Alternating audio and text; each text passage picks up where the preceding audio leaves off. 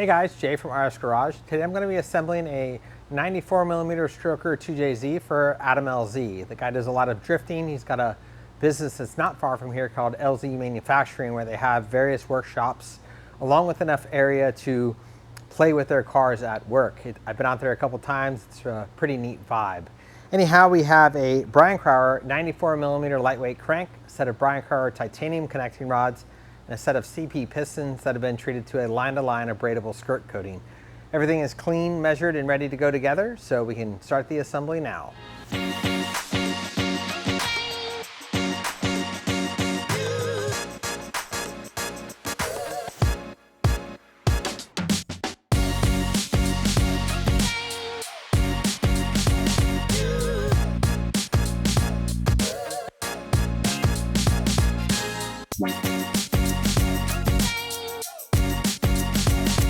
Because we had both crankshafts in stock, it was an opportunity to show you the difference between the standard weight crank and the lightweight version.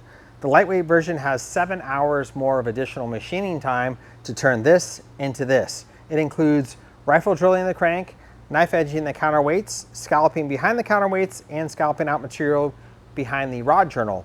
All in all, it makes for a really beautiful crank that will live well at high power levels. I've used this crank at 1500 wheel in my Supra, and I currently have a lightweight crank in the car, and it shows me no problems. However, if I were going to make 2500 horsepower, I'd probably keep a standard weight crank because that material acts as an absorber to all the abuse we put our car parts through. Regardless, really neat crank, lightweight stuff when it comes to accelerating the engine quickly, coming out of a corner.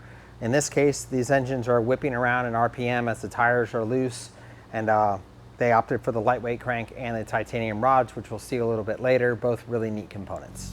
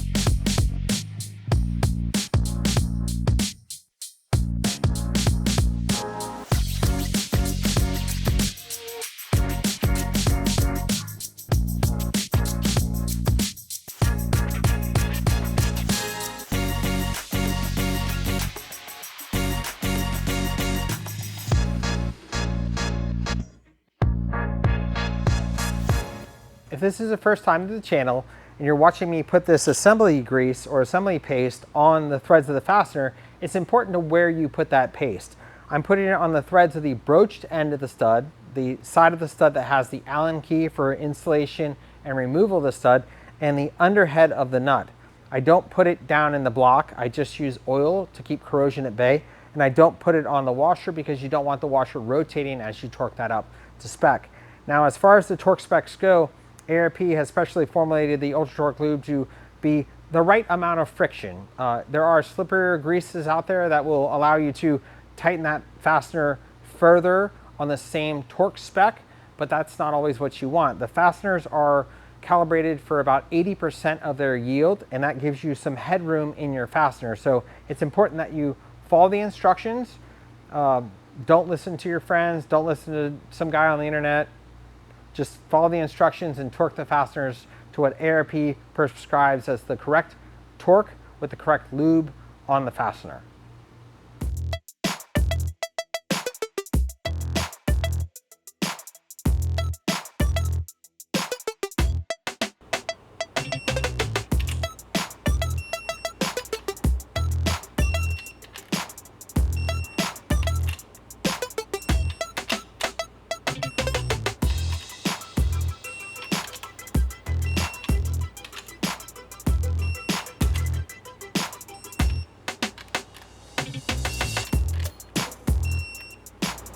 The recommended torque on these 8740 2JZ main studs is 60 foot-pounds, and it's reached in 3 equal steps.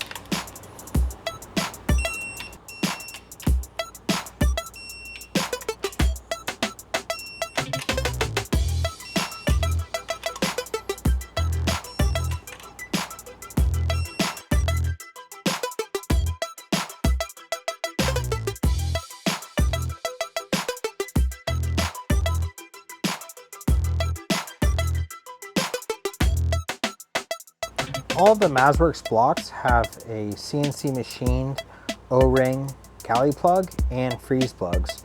These plugs from the factory were just knock-in balls, and in the old days I would tap them for 3/8 pipe. It was a lot of time, it was hard on taps, and just mediocre outcome at best. This is a much cleaner way to do things.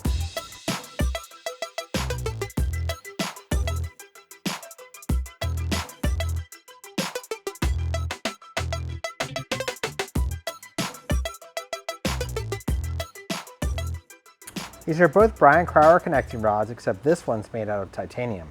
This is a steel H-beam weighing in at 650 grams. This one weighs in at 480 grams. So it's quite a bit less weight. Titanium connecting rods are not new to the automotive space. Porsche, Acura, Chevrolet have all used the titanium rod in production vehicles. It's just kind of a rare find in the performance aftermarket to find a set like this. I've had a set of these in my Supra for 3 or 4 years now, and they're pretty awesome parts. The piston is a CP unit. It's got a small dish to yield a 10-to-1 compression ratio. Adam runs the engine exclusively on Ignite ethanol, so racing grade ethanol fuel. Now, the piston has a coating applied to the skirts, and this is applied by line-to-line coating. So before I sent the pistons out for coating, I checked the piston wall clearance, and it was just under 5/1000ths of an inch. Apply the coating, now I have 2.5 thousandths of piston wall clearance, which may sound like it's on the low side, and it is, but what's gonna happen as you run this engine in operation, it's gonna wear the amount of coating off of the piston that it needs to achieve basically the perfect shaped piston and the perfect piston wall clearance.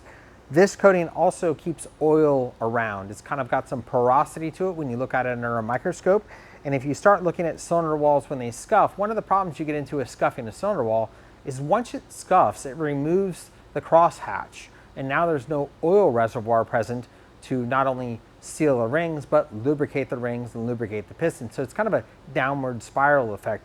The coating isn't really expensive. It's around $300 with shipping. You do have to wait. It's generally 4 to 5 weeks of turnaround, depending on how busy they are. They have an expedite fee, but if you're gonna get the coating done, you kind of want to get ahead of it. But it's a neat process, and it does add a bit of longevity to the engine, in my opinion. The piston pins that go into this engine are from Bill Miller, or BME Engineering. Bill Miller's been in the top fuel space for quite some time, probably longer than I've been alive, and he has this C300 Vasco-max pin. You can read about it on his website, but basically this pin goes through a heat treating process that allows it to have a bit of memory. So a standard pin, once it bends, it's gonna start to take the piston apart. Eventually you can have a catastrophic failure on your hands. The way that they heat treat this pin, it's got a bit of memory, so while it will flex in operation, it returns back to its natural state, which keeps it from galling up the piston. The DLC coating also helps keep the piston and rod happy over time. You can read about DLC or diamond-like coating. It's pretty neat stuff. It ranges in quite a few bits in the automotive market, all the way into the tool and die market, and probably somewhere in between. So if you know some odd places DLC ends up, share it with us in the comments, because it is a pretty impressive coating on its own.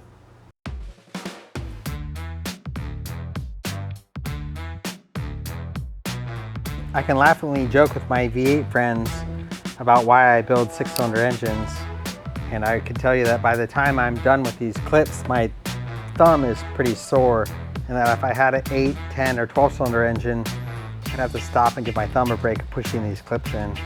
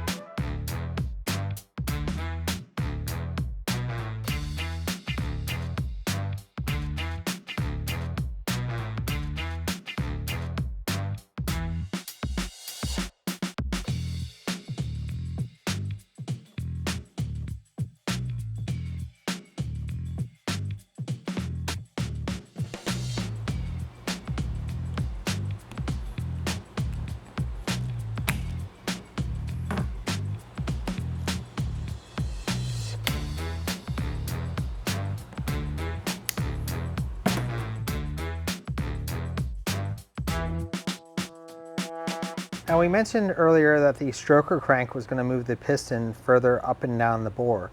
In order to keep the piston from popping out of the deck of the block, you have to move the compression height. So if you examine this piston and you see the distance from the center line of the pin bore to the top of the piston versus the stroker piston, the center line of the pin bore to the top of the piston, this is a shorter compression height. The compression height is the distance between the top of the piston and the center line of the pin bore. Now this is a 1.17 inch compression height, and you can see there's just a tiny little strip of material separating the pin bore from the oil ringland. And if you have material there, you don't have to run a oil support rail, so it's one less part in the kit. And a lot of people would argue or suggest that you'll have better oil control if you keep the pin bore out of the oil ringland, and this 1.17 compression height piston gets the job done. So you still have enough room from the top of the piston to the top ring, and then things just kind of tighten up, and this is one of the compromises that you see in a stroker piston. Again, looking at the compression height, it's pretty obvious the difference in this is to keep the piston from traveling out of the top of the deck of the block during operation. The oil expansion spring needs to not overlap. So if you look at it, it just kind of butts up and it's going to float around in there until you get the retention rings on it. So it doesn't matter which way this faces. Like you could put it on this way or flip it over. That's not where you're going to get in trouble. Where you're going to get in trouble is if you have it overlap. So make sure you take care to make sure that it's butting, and then when you put your oil expander retention rings on, you clock them away from the gap and away from each other.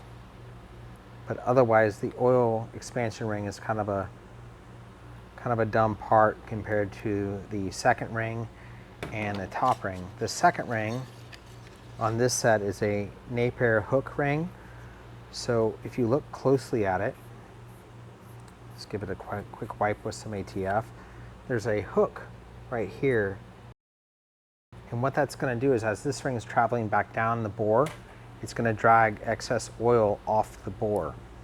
In the old days, there were big, thick, clumsy rings that did a good job of dragging heavy oil off of the bore. And as the rings got thinner and thinner, oil control began to be a problem, and the solution was that Napier hook ring. So, you know, a thinner ring, you have, you know, you could argue that there's more pressure on the cylinder wall with a thinner ring.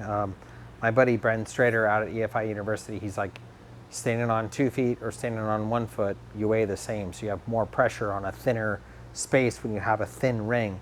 But the oil control component of that was rectified with that Napier hook ring because it offers the opportunity to scrape the excess oil off. You know, as the crank is spinning, there's oil that's slung up onto the cylinder walls, and you need it, but you don't need too much of it. So oil control is a big part of a healthy, happy engine.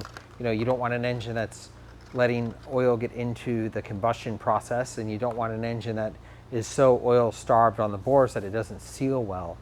So as rings progressed and technology got better, these are just you know, an NPR. It's a Japanese ring. It's the same kind of ring you'd find in many, many production vehicles, and it's a really good working ring set. You know, once you get closer to that 2,000 horsepower mark, you may move to something like a Total Seal AP ring, especially if you're really putting the heat to it. But an engine like this NPR set, as long as the engine is in a good state of tune, the rings will be totally reliable.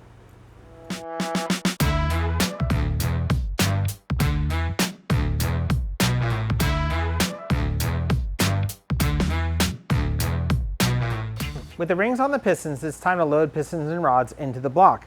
So I'm going to go ahead and move the crank throws that I'm going to load in to bottom dead center. So cylinders 1 and cylinder 6 are now at bottom dead center. And what that's going to do is it's going to move this gorgeously finished, sensitive rod journal away from the sharp edges of the connecting rod as I load it into the bore. So for the same reason why I leave the main studs out until I have the crank in the block, because I don't want to run the crankshaft into one of the main studs, I'm going to go ahead and make sure that each cylinder that I'm loading, I have that corresponding rod journal at bottom dead center. That way I can get the rings loaded into the cylinder and make sure that everything is lined up as they find their way down to the rod journal. Another thing you guys don't see me doing is I'm constantly washing my hands throughout this process. So when I touch the engine stand, I wash my hands. When I move things around, I wash my hands. I've cleaned the bench before I started. I use brake clean and air, and I clean all the tools before I get them on the bench. You're trying to avoid particulate, and it's one of the reasons why I don't wear gloves. The fingertips, your opportunity to touch all these metal parts, these new metal parts, and in my book, new stands for never ever worked. And you don't know where you may find an edge, and once that edge is inside of your engine, it can easily become a cutter. So you're touching all these parts where they're going to be touching other parts. So you know, there's machine surfaces on, say, the connecting rod that will never come in contact with anything else, but there's machine surfaces that will come in contact with other parts. And if you took your finger and you ran it around the top of the bore, well, before I wash the block, I take some 1000 grit and I run it around the top of the bore, because when they cut the chamfer to make it easier to load the rings into the cylinder, that's another little bit of an edge.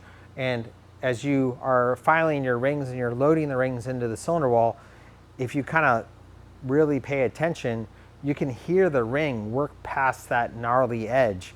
And it's small, it's stuff that you can't see with your eyes as much as feel with your fingertips. So not a real big proponent of gloves. You know, maybe in 20 years when I'm pickled with all these chemicals, I'll be like, oh, I should have wore gloves. But for now, it's an opportunity to touch and feel all these parts and make sure that you're not going to have an edge that's going to cut something, and that you're not having dirt on your hands or particulate on your hands that you're unaware of because you're wearing gloves. But it's a constant game of washing hands to keep the dirt down. Again, like every time, you know, in the process of loading these pistons into the block, I'll have to move the crank 3 times, which means I have to move the engine stand 3 times, which means I'm going to wash my hands 3 more times. And it just keeps the contamination down through the assembly process, because that's where a new engine can go wrong, is just through contamination. So measuring, having the best machinists, all this stuff, if you put it together at home in a nasty environment, putting particulate into the engine, it's going to have damage.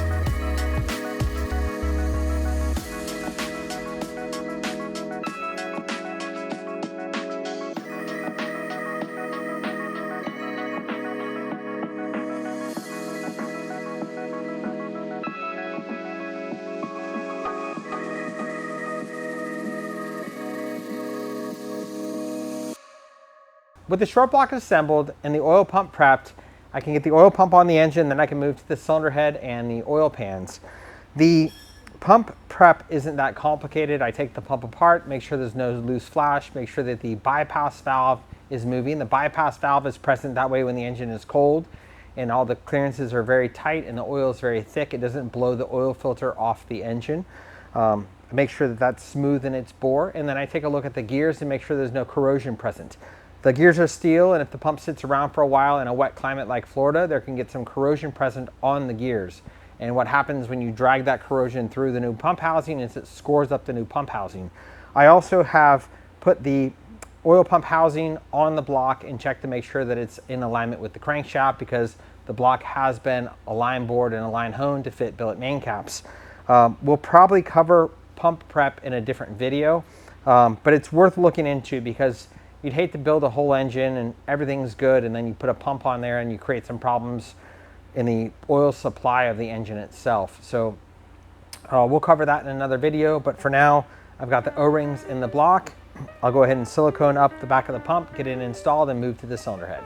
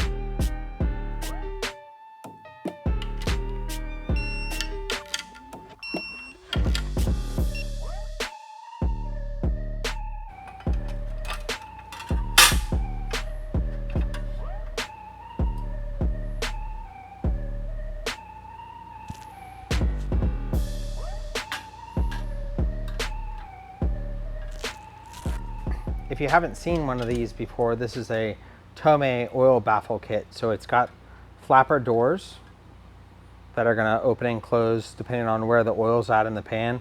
And these products have been used for quite some time in the domestic community, but it's just a means to keep the oil around the pickup. If you have a car that accelerates hard or it sees a lot of G-forces and cornering, you can move the oil away from the pickup. It can collect all in the back of the pan during drag racing and starve the pickup and starve the bearings. Hard decel, kind of the same thing, left, right, all the stuff that especially happens in this drifting game. This is just cheap insurance, because if the oil can't be picked up by the pump, it can't be made available by the bearings, and then it doesn't take long at speed to damage the bottom end of an engine because of oil starvation. So this is not an expensive kit by any means, and it works well. So if you're doing any type of, you know, spirited driving, hard braking, acceleration, road course, drag race, this is just cheap insurance for you.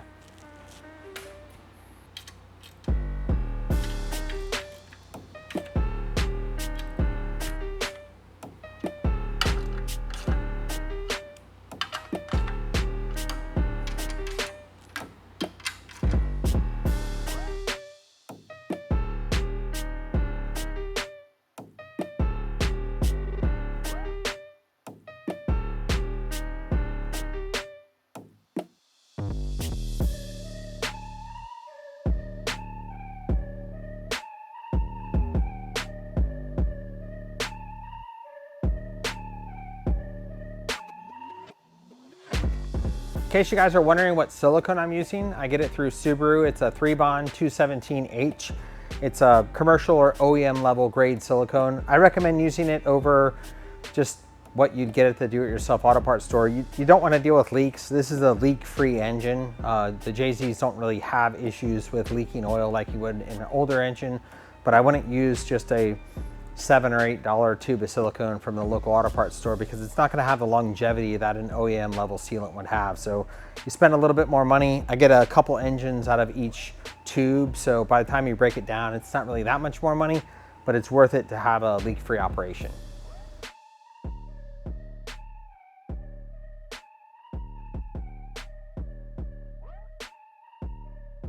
I've wiped the deck down with some acetone. It is clean and dry. I've got some dowels here that are going to locate my gasket.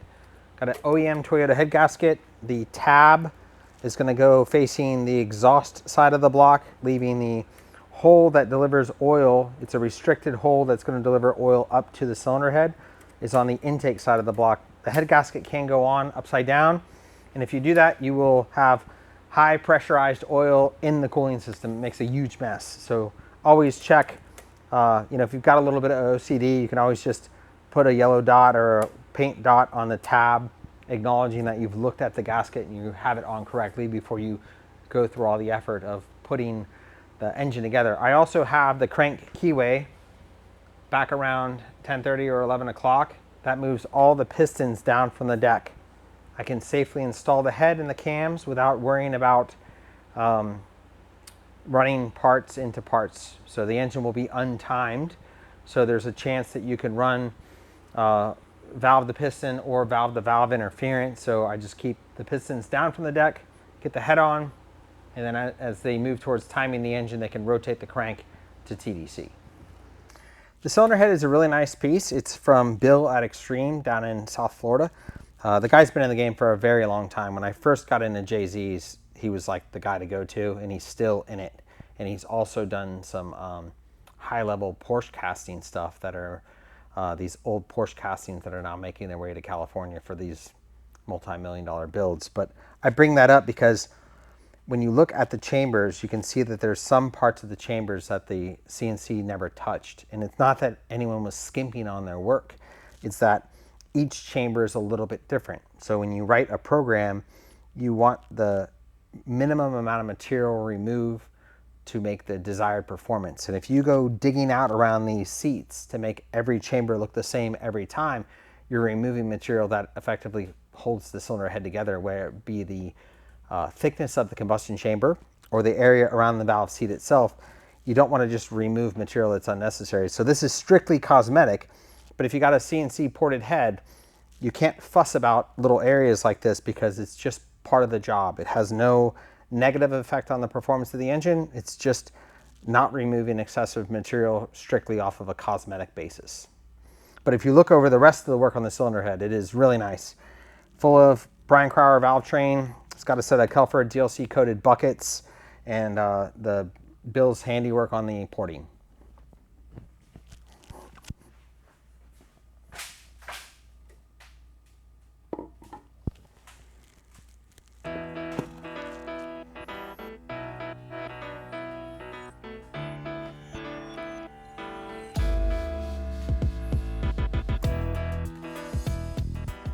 We're going to hold the head in place with an ARP 625 head stud kit.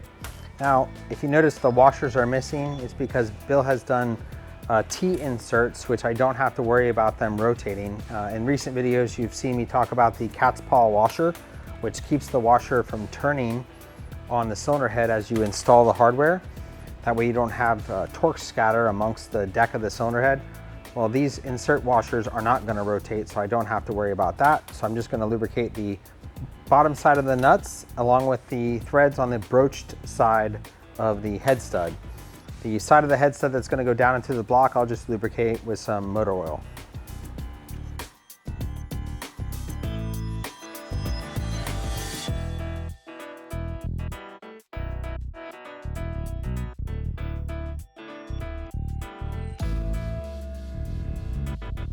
Just like when I install the main studs, the head studs are not tight in the block. I bottom the stud in the block and then I back it off so it's free. The threads are floating in the block, and now as I tighten the nut up, it's pulling evenly up on that stud. The 11mm ARP 625 head stud kit is torqued to 100 foot-pounds. And when I go through the last step, I grab a bigger wrench, that way I don't have to strain. I want to pull the wrench in an even motion without stopping until it clicks. I don't want to be bumping or pumping on the wrench because that's not going to leave a accurate reading on the fastener.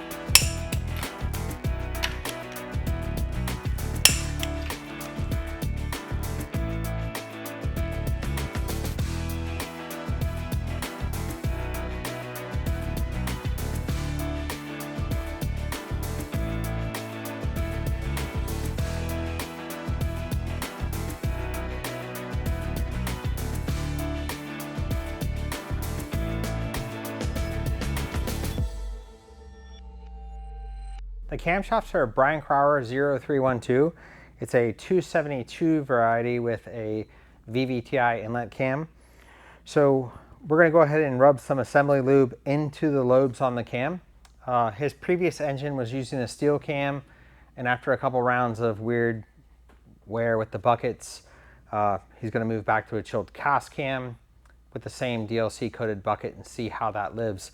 These are special cases because the engine is prolonged high RPM and it's still using the OEM wet sump. So it does have an oil baffle down there, but it's still a fairly low capacity oil system and it's subject to a lot of high RPM. So going back to the chilled cast, run them for a season and see what the difference is, which will be a pretty neat just back-to-back test because they were servicing the oil on a regular basis, which is important because if you're using an alcohol-based fuel, you're going to deal with some level of oil contamination. And you have a high RPM engine with not a lot of oil in it. So it's going to be hard on parts. You know, it's a situation where you'd like to keep your eye on bearing wear, you'd like to keep your eye on camshaft wear. But going back to this single change, we'll have a good back-to-back between having a steel cam on a steel follower versus a chilled cast cam on a steel follower, which is the way the OEM designed it to be.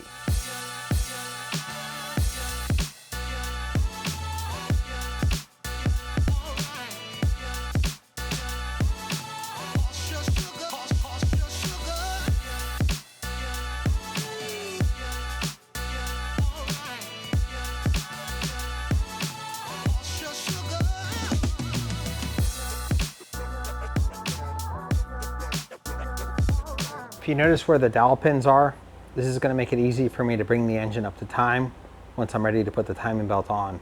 If I have to be concerned about valve-to-valve clearance with larger cams, the 272s won't hit, but the larger cams will. But I just make it a habit of putting the keyways back along with the crankshaft back, and I don't have to worry about any valve-to-valve or valve-to-piston contact. This is a new cylinder head, and you can see that the fastener is dry, just a black oxide coating, and it's starting to actually get some corrosion on the end of the fastener, and the bolt hole is blind. It does not go through. So I'm not going to pour oil down into that bolt hole because then I can hydraulic the bolt into it. What I'm going to do is I'm just going to apply a little bit of motor oil on the threads of the bolt and the underhead of the fastener and install the fasteners then. And as they come out in the future, they won't need to be relubricated because oil will be present and have migrated down there, but you don't want to put them in dry. The bolt felt kind of creaky coming out because it's a new casting. So a little bit of oil goes a long way. You don't have to pour oil down in the hole because again, that hole won't drain. It'll just meet the bolt, and because you can't compress a liquid, you can actually break a fastener that way. So a little bit of oil on the threads, a little bit of oil on the underhead.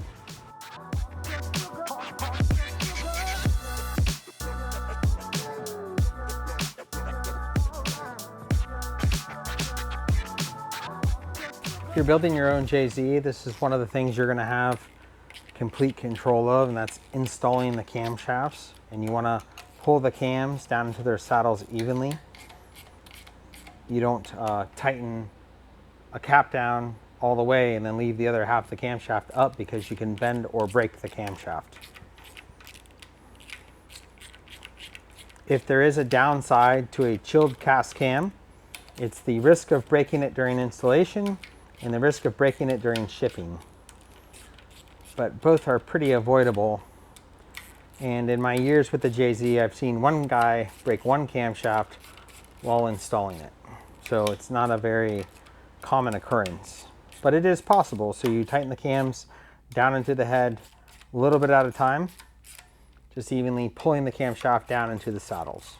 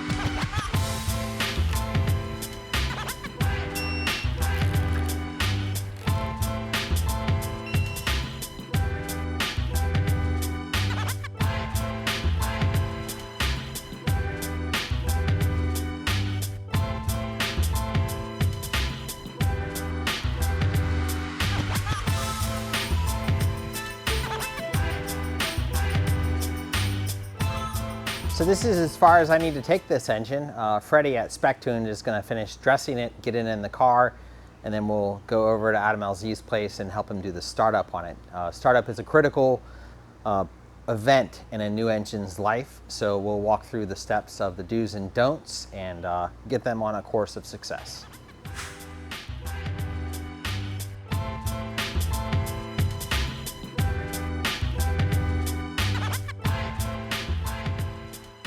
Came over to Adam's today to help them fire up this 94mm stroker JZ that I built. Reason why I'm here is just to look over and make sure that nothing's been missed. Now, these are competent guys and they know what they're doing, but over the years, there's been a fair share of fun mishaps that you could damage a new engine with. I've had guys hook up remote oil filters backwards where there's no oil flowing through the filter. I've had guys put oil filters on the engine with the plastic still on the filter, so there's no oil flowing through the filter. I've had a guy hook a oil cooler adapter sandwich up, but with no lines, and then there's no oil flowing through the engine. I've had guys pin wiring harnesses between the cylinder head and the intake manifold where you'll get these big vacuum leaks where the engine speed will be racing. I've had guys start cars up, and once they're coming up to temp, they realize that the cooling fans aren't working.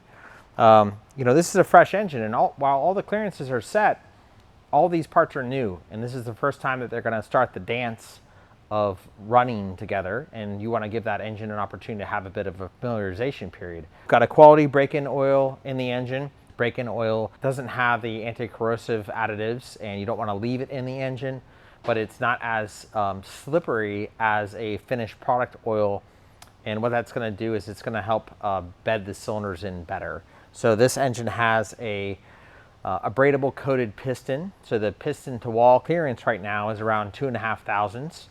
Because of the coating, and that coating is going to wear away during the initial run-in period also. The engine is going to be started on gasoline because there's less gasoline volume in the engine than there will be with the ethanol that the car gets raced on, and having less fuel in the cylinder offers up more oil to be present on the cylinder walls, again helping the rings and cylinder walls familiarize themselves with each other.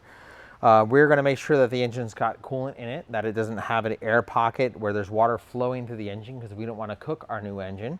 We've got a brand new set of chilled cast cams, so we're going to raise the engine speed up to 15 or 1800 RPM, and we're just going to let the thing cook for 10-15 minutes and get through a familiarization period. All the products in the engine are new, and all the tolerances are set and correct in a static state. The engine's on a stand, I'm assembling the engine, everything's fine. Now it's time for all those parts to go into motion.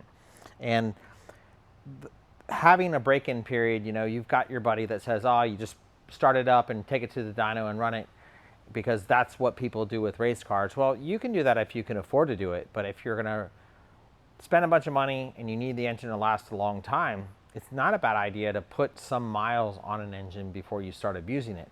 And that's one of the reasons why it's easy to kill a new engine and hard to kill an old engine, is all those parts are now in this multi-year high mileage dance with each other, and they never touch. They're always separated by oil and things work really well, versus when you have a fresh engine, there's still oil clearance, but you have parts that haven't really started to dance with one another. So a break-in period is a good idea, but the startup procedure and how the engine runs initially is critical to the engine's health. So we're going to make sure that the mixture is not too rich. We're going to make sure that we have water flow. We're going to run the fans before we start the engine to make sure the fans operate correctly. That way we're not scrambling halfway through the breakup. We got multiple people here to take a peek for leaks. If there's anything that needs to be addressed, we may shut the engine back off, and if we've got an oil line or something like that loose, we can address it then. But the main thing is making sure that all of the fundamental things that you need to check off boxes when you install an engine. So if you pressurize the cooling system, you can find that clamp that wasn't tightened all the way. You make sure if you're using a remote oil filter that it's plumbed to where oil is going to flow through the filter. If the filter relocation kit is hooked up backwards, you will not have oil flow, and you will damage the engine, and it's no one's fault but yours. So you want to make sure that all those things are in order before you fire the engine up. Did you boost leak check the car to make sure there's no vacuum leaks? Years ago, I had a guy I sent a Subaru engine to that he had a wiring harness underneath the intake manifold, and he started the engine up with this big air leak. Engine raced to 4,000 RPM before the oil pump was primed, and the engine killed the bearing. So there's little things that you want to do to just protect your investment, because this is your money you've spent. Whether you spend it with me or spend it with someone else, if you have error during the startup procedure, you can kill anybody's engine. So we're going to go ahead and fire this thing up. We don't have the luxury of a boost leak test because they're in the middle of getting this car together to go to a race next week, but we figured coming over and being a part of the startup, we may be able to help them maybe find a problem, fix a problem, or just be a part of a successful startup. Yeah, I got the throttle.